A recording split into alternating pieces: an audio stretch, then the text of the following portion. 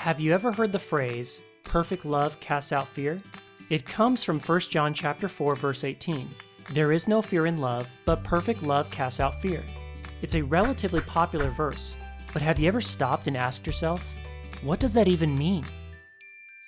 That's a good question to ask, and so I want to answer that question for you in today's boardie. What does perfect love cast out fear actually mean?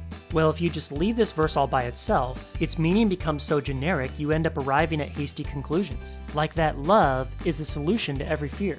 No. 1 John isn't giving you a magic formula to cure everything you're afraid of. Instead, it's offering you one concrete way to confirm you're actually saved. Don't believe me? Let's take a look. Despite what some might believe, verse 18 doesn't picture fear in a vacuum. There is no fear in love, but perfect love casts out fear, for fear has to do with punishment. Meaning, 1 John is addressed to people who are afraid of punishment. But what kind of punishment? Verse 17 says it's eternal punishment, God's day of judgment. 1 John isn't dealing with a group of people carrying around a mixed bag of phobias. It's concerned with professing Christians who are scared they're going to hell. So the real question becomes, how can you find peaceful assurance of salvation? 1 John gives the answer in verse 16.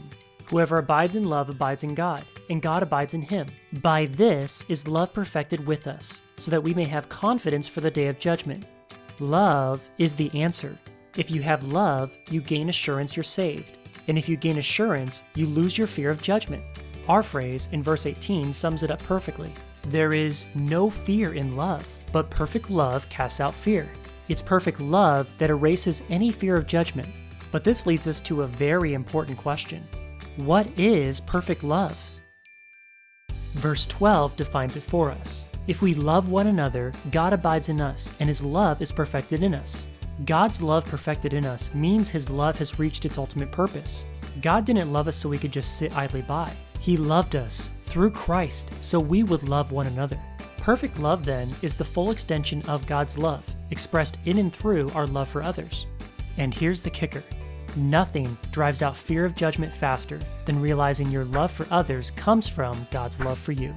And that is what perfect love casts out fear is all about.